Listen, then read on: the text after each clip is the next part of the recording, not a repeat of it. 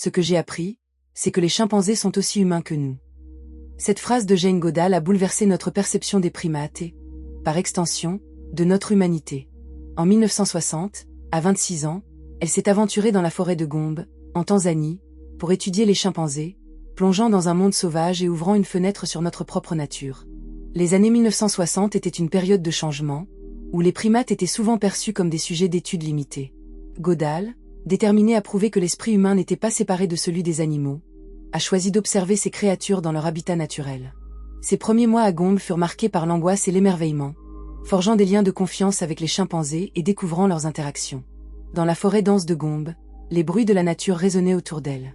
Les cris des oiseaux remplissaient l'air, tandis que le feuillage bruissait sous le mouvement des singes. Goodall se frayait un chemin à travers la végétation luxuriante, sa présence presque invisible au milieu de ce monde vibrant de vie. Elle se tenait cachée derrière un buisson, observant avec une attention hypnotisée, notant chaque geste, chaque cri, chaque regard échangé entre ces créatures intelligentes. Comment pouvait-elle exprimer tant de nuances d'émotion, d'affection ou même de colère? Chaque jour, elle se perdait davantage dans cet univers, s'interrogeant sur les racines de leur comportement et la signification de leur existence. Ses découvertes furent stupéfiantes.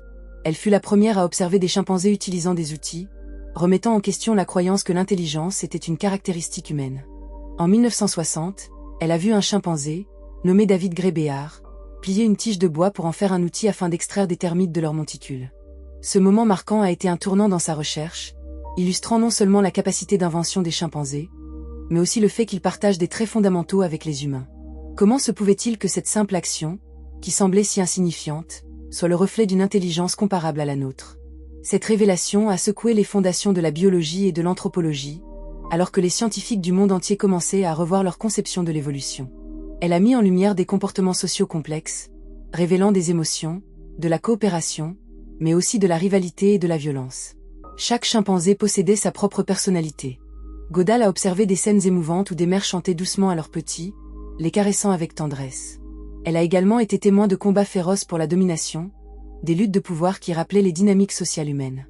Ce contraste saisissant lui a fait réaliser que les chimpanzés, tout en étant des animaux, étaient également des êtres dotés de pensée et d'émotions, ce qui défiait les stéréotypes de l'époque. Goodall a transformé notre compréhension en partageant ses découvertes, présentant les chimpanzés comme des êtres dotés d'émotions et de comportements semblables aux nôtres.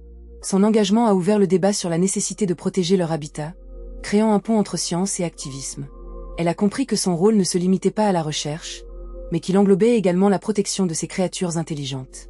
Alors qu'elle observait la destruction de la forêt de Gombe par l'agriculture et l'exploitation du bois, elle savait qu'elle devait agir.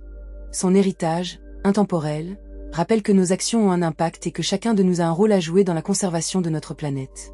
En 1960, face à un monde scientifique réticent, elle a commencé son étude sans un diplôme formel. Malgré le scepticisme ambiant, elle a observé des comportements parmi les chimpanzés jusqu'alors inconnus, établissant des liens d'affection et de compassion. Ces découvertes ont révélé une continuité entre l'homme et l'animal, remettant en question notre perception de notre propre place dans le règne animal.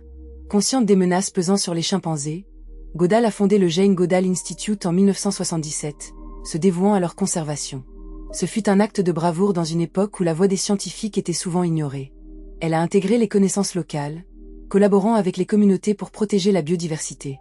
En allant au-delà de la simple observation, elle a appris à écouter les populations locales, reconnaissant que la conservation devait s'accompagner d'un dialogue avec les humains. Son approche pragmatique a permis d'établir des programmes de sensibilisation aux pratiques durables. Ses conférences ont sensibilisé le monde entier, inspirant des générations à agir pour la protection de l'environnement.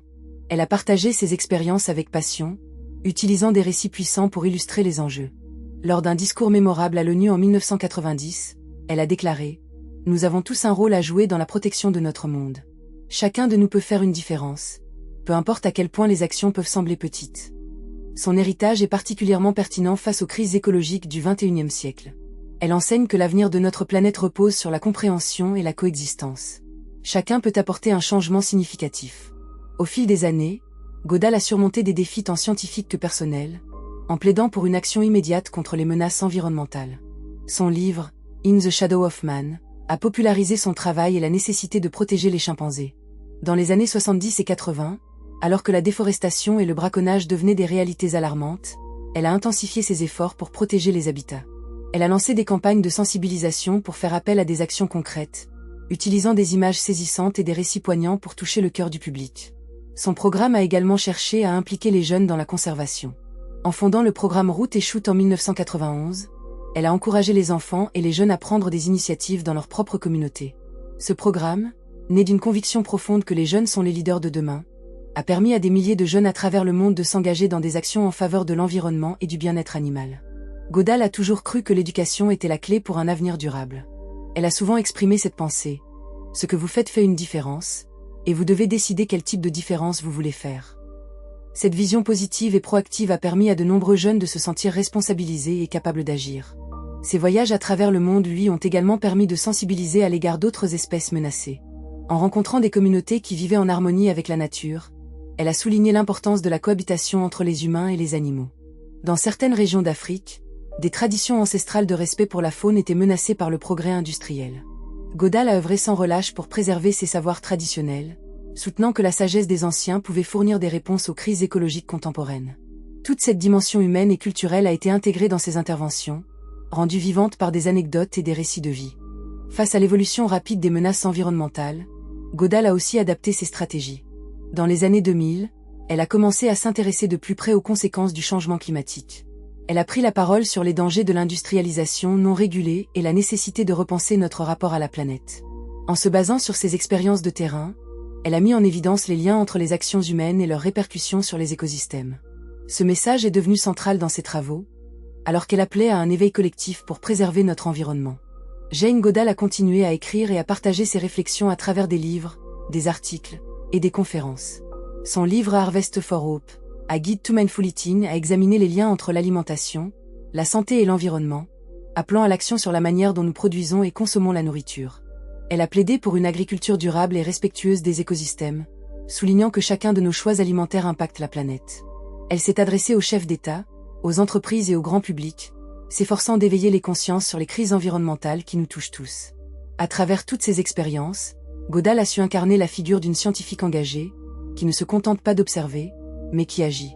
Son rôle est devenu celui d'une militante de la paix et de la conservation, œuvrant sans relâche pour la justice sociale et environnementale. Très fréquemment, elle a évoqué l'importance de la compassion et de l'empathie, tant envers les animaux qu'entre les hommes. Elle a souvent rappelé que ce sont nos choix qui déterminent notre avenir, soulignant à quel point le changement est entre nos mains. Son engagement envers la cause animale l'a amené à s'attaquer à d'autres problèmes graves, comme le commerce illégal des espèces menacées. Elle a dénoncé les pratiques inhumaines qui touchent les animaux, allant de la chasse à la capture des espèces pour le commerce. En mettant en lumière ces abus, elle a demandé aux personnes de prendre conscience de leurs choix de consommation. Elle a aussi œuvré pour faire pression sur les gouvernements afin de mettre en place des lois qui protègent les espèces vulnérables et leur habitat. La vision de Jane Goodall, qui mélangeait science, compassion et activisme, a profondément marqué le paysage de la conservation moderne. Elle a su inspirer des générations de jeunes scientifiques et d'activistes à travers le monde. Son exemple est devenu une lumière dans l'obscurité des défis environnementaux. Elle incarne l'espoir, celui que la connexion avec la nature et la compréhension de notre place dans le monde peuvent entraîner des changements significatifs. À ce jour, Goodall continue de voyager et de partager son message partout dans le monde, faisant preuve d'une énergie et d'une passion qui transcendent les décennies. Elle a vu des progrès, mais aussi des reculs. Elle reste cependant convaincue que chaque individu a le pouvoir de faire une différence. Son héritage est bien plus qu'une simple étude des chimpanzés. Il représente une véritable révolution dans notre façon de percevoir le lien entre l'homme et le règne animal. Elle nous pousse à repenser nos actions, à écouter notre cœur et à agir avec sagesse pour les générations futures.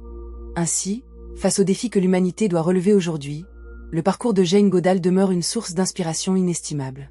Sa détermination à défendre ceux qui ne peuvent pas parler pour eux-mêmes et son appel passionné à la compassion et à l'action résonnent profondément. L'histoire de sa vie nous apprend que la connaissance, l'empathie et le courage peuvent changer le monde et que, même dans les moments les plus sombres, l'espoir est toujours à portée de main. Chaque geste compte, chaque voix a son importance. C'est ce que Jane Goodall nous enseigne.